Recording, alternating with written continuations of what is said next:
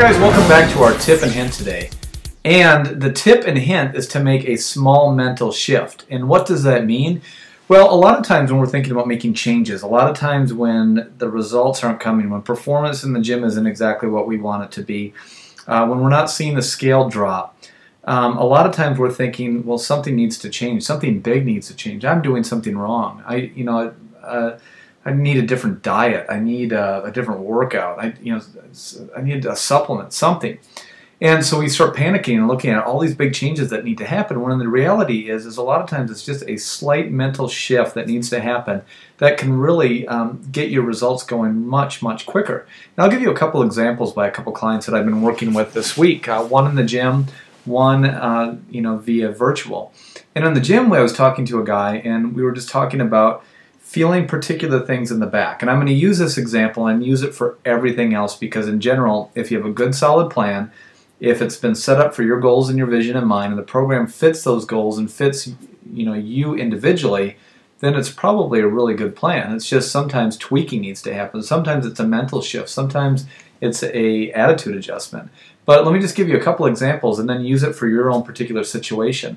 Well, this gentleman that I was working with didn't really feel a particular exercise in his back.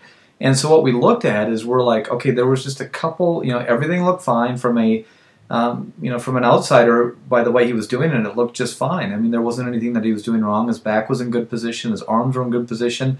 But with the experience that I have, one thing I did note was that his head was in a slightly different position. From the side, his head, when he was doing a pull down, was focused downward. And because that head positioning was downward, it puts your spine into a different alignment, and therefore, rather than keeping your back upright and pulling it down and using your lats in the best possible way, he was utilizing more of his arms, because his shoulders were in that rounded position, his back was rounded, and therefore it was more difficult for him to feel it more in his back. So that slight shift, what I had him do is where his eyes were being placed. So instead of being downward, I made sure that his head was being aligned up. Now, if you look at my head, what things that happened is when I'm pulling down, looking down, you can tell that my spine is more in a curved position and my shoulders are going to naturally round forward. Well, the second that I put my head up and look up, what naturally happens is my chest elevates, my spine straightens up, which expands my rib cage, which puts my back more in a straightened position. So as you're pulling in this position, because of the placement of your back, you're going to utilize your back more. So it was a slight tiny adjustment that allowed him to feel it more in his back and get more production from his workout. Now, I was working virtually with a client, and we were looking at results, and results were stagnant. Results were not really that productive. And so we were looking at some things, what was causing it? Why wasn't he able to see results? And what we looked at is we looked at the precision that he was placing on his nutrition. So when he was logging his food, how closely was he monitoring it? How precise was he with the measurements? Was it pretty accurate? Was he in the ballpark, or was he ultra precise? And the difference in that is, if we can do the math really quickly, even if someone eyeballs it or is somewhat in the ballpark, and let's say they have a particular piece of meat that they eat on a daily basis, and let's say they are eyeballing it and they're off by an ounce or two, well, that could cause a 100-calorie change in what he's logging, what he's putting in. He's, with the best of intentions, he's logging as well as he can, but what he's putting in is 100 calories over what it actually is. So he's taking in 100 calories more. Doesn't sound like a lot, but over a 30-day period, that's about 3,000 calories. That's about a pound of fat extra that he's not losing simply because he's not being precise enough. So I always tell people, if they want to maintain, loosen up a little bit.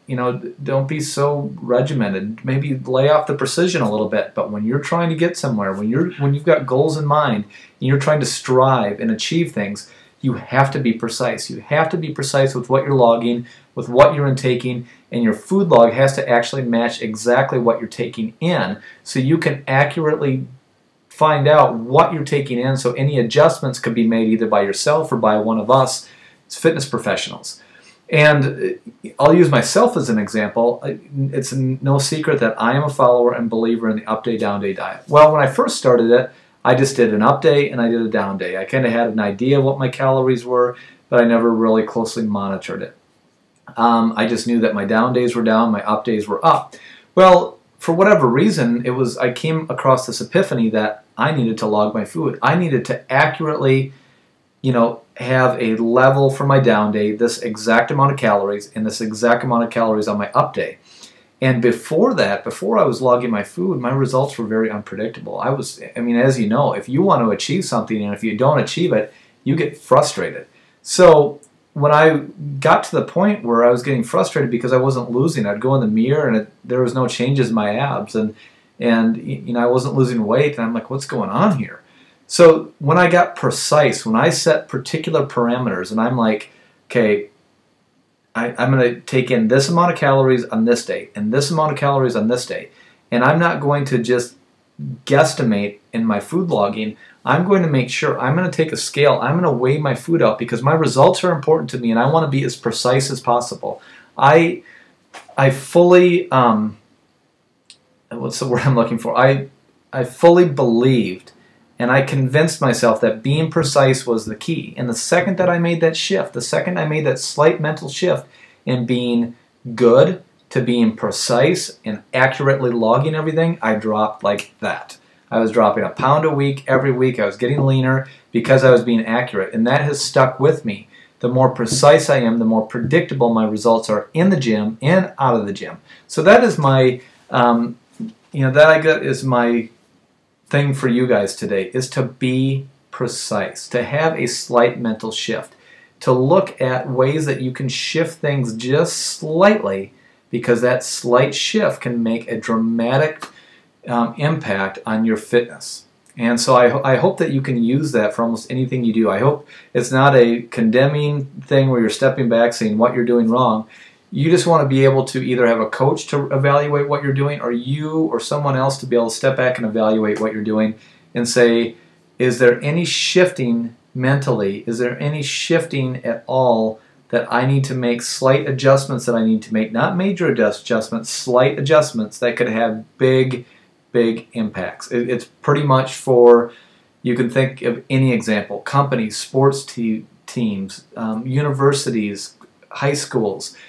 Slight shifts in staffing, slight shifts in focus, slight shift in mentality can have a dramatic difference. And so I challenge you to do that. I challenge you to strive, to keep getting yourself better and better and better, and use that example on everything that you do in your fitness life. I appreciate you joining us today. When you feel that something's wrong,